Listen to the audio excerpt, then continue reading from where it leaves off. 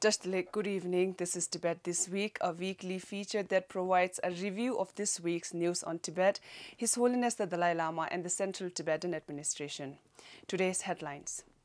Former Indian Foreign Secretary calls His Holiness the Dalai Lama's demand for genuine autonomy legitimate. 16th Parliament concludes third session, pledges to re-energize the global Tibet movement. Two-day Thank You India program concludes successfully in Chennai. Overseas offices of Tibet organize various Tibet-related events. Tibet TV releases Women's Empowerment Song.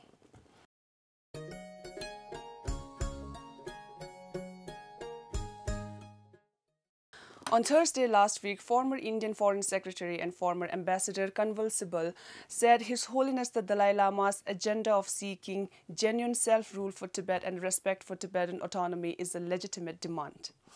During an interactive session held at Department of Information and International Relations, Lakwatsiring Hall, the former Indian diplomat argued over the presence of large Chinese military in Tibet and said it contradicts China's claims of Tibet being an autonomous region. He highlighted the important advances that India could make in terms of strengthening its Tibet policy and shoulder more responsibility in resolving the issue of Tibet. The former Indian diplomat's visit to Dharamshala was facilitated by the Tibetan Parliament in exile. On Saturday last week, the 16th Tibetan Parliament concluded its third session following 11 days of comprehensive deliberations and discussions on CTA's budget for the financial year 2017 and 18 and the situation inside Tibet. Speaker Khenpo Sonam Tembe, in his concluding remarks, expressed his satisfaction over the active participation of the parliamentarians and highlighted the deteriorating political and human rights situation inside Tibet, as proved by the latest self-immolation protest of Pema Genze that took place in eastern Tibet. Speaker also pledged that the Tibetan Parliament would exert extra efforts in galvanizing the global Tibet movement and ameliorate the situation of Tibetans inside Tibet. The Speaker also expressed the Parliament's commitment towards fostering dialogue based on middle way approach and urged China to resume the stalled Sino-Tibetan dialogue to peacefully resolve the Tibet issue. A two-day Thank You India program organized jointly by the Tibet Museum of Department of Information and International Relations and India-Tibet Coordination Office based in New Delhi concluded successfully last Sunday at Madras University in Chennai. Speakers at the concluding ceremony of the program were eminent Tibet scholars and academicians from Madras University and Loyola College. A prominent Tibet scholar, Claude R.P., spoke on the geopolitical significance of Tibet to India and other Asian countries. The other speakers spoke on issues relating to Tibet, including China's rapid industrialization and mining of Tibetan Plateau, human rights violation in Tibet, CTA and its democratic evolution, historical bond shared between Tibet and China based on Nalanda teachings and Tibetan medical tradition of healing. The event drew attention of hundreds, including university students and city-goers. Let's take a look at some of the activities of overseas offices of Tibet. On Tuesday this week, Office of Tibet Brussels Representative Tashi Phuntsok briefed the participants of the Tibet Lobby Day, a campaign initiated by International Campaign for Tibet Brussels. Representative Chembe Tsering of Office of Tibet London raised the Tibetan national flag at the Niposan Myohoji Buddhist Temple in Milton Keynes, United Kingdom. On Friday last week, Latin America Representative Tsawang Phuntsok visited the northern Chile's city of Arica and spoke at one of its schools, where a pilot project on secular ethics in education has been launched. The representative also visited University of Tarapacá, where he gave a formal talk on the urgency of secular ethics in education and to launch similar program in other cities. On March 12th, the first official Tibetan Women's Day was observed. On that day, female artists of Tibetan Institute of Performing Arts performed a women's empowerment song amid the gracious presence of His Holiness the Dalai Lama. The song makes a powerful invocation of women's intellectual and compassionate prowess and advocates women's empowerment for peaceful leadership in the world. Tibet TV is releasing the song on YouTube and social media.